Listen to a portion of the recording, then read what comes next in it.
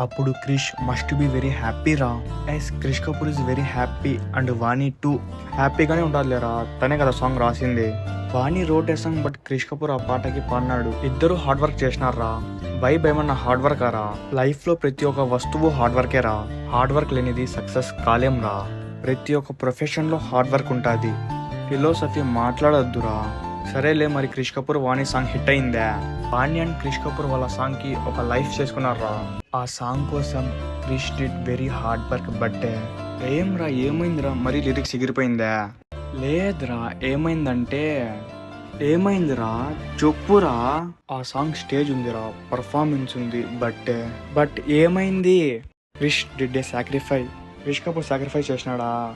But ఎందుకు? ఏమిటి కోసం? క్రిష్ వాళ్ళ డాడ్ కోసం.